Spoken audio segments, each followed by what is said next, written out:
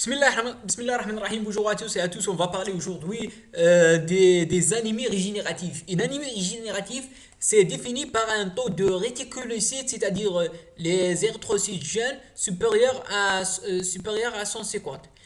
Euh, la réticulocyte, c'est une jeune globule rouge, jeune érythrocyte qui contient des inclinaisons en ARN. C'est la marqueur de production au niveau de moelle osseuse. Le taux exact des réticulocytes jeunes, la réticulocyte vit un jour et une globule rouge vit 120 jours. Dans l'état hémostasique, donc on a besoin un taux de 1 sur 120 de l'ensemble des globules rouges. Donc, anémie régénératif normochrome parce que une concentration corpusculaire moyenne en hémoglobine est supérieure à 32 et normocytaire, c'est-à-dire non microcytaire, un VGM supérieur à 80. Donc, on a une cause hémorragique parce que l'hémorragie, au bout, après une hémorragie, on a un déclenchement de synthèse des réticulocytes des globules rouges. Donc, on a une crise des réticulocytes après 7 jours, 7 jours après l'hémorragie. Donc, on a des causes hémorragiques, soit on a une cause de dégradation ou des cassures de l'érythrocyte au niveau soit au niveau, la cause est extracorpusculaire, soit il est corpusculaire, c'est-à-dire soit la cause de l'hémolyse ou de la lyse il est en dehors de la globule rouge, soit la cause est dans la globule rouge. Donc la première cause à chercher, c'est les causes immunologiques. Donc l'immunologie, on fait un test de Coombs.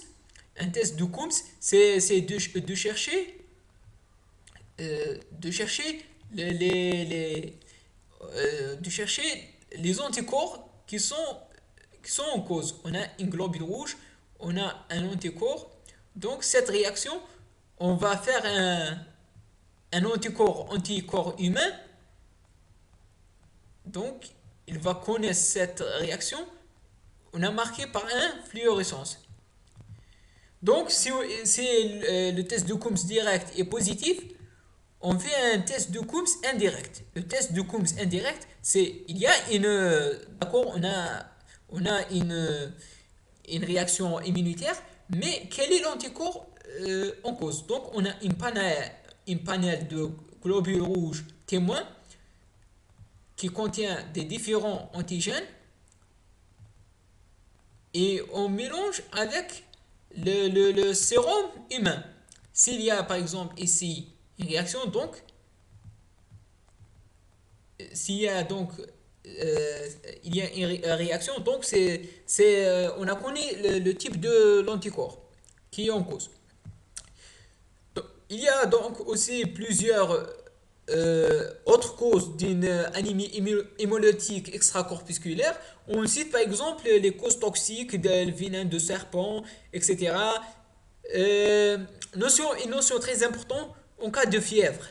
En cas de fièvre, anémie avec une fièvre, il faut jamais passer à côté d'une anémie avec une fièvre. Parce que anémie régénérative avec une fièvre peut être un paludisme. Donc,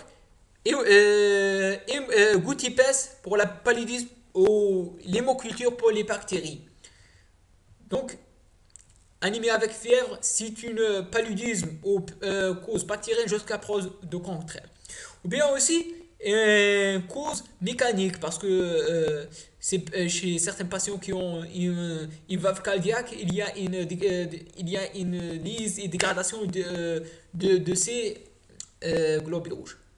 L'anémie hémolytique corpusculaire, la cause est au niveau de l'hémoglobine. Soit une maladie de l'hémoglobine, par exemple une sphérocytose ou bien la maladie de Minkowski-Chofar, ou bien une hémopathie par un déficit en G6PD, c'est très fréquent, la maladie de favisme, une liste d'hémoglobine par cause de stress oxydatif, ou bien une maladie de membrane. Euh, il y a une maladie de membrane telles que la maladie, l'anémie paroxysmale nocturne, un déficit en GPI. Donc, je vous remercie à votre attention. À la prochaine, Inch'Allah.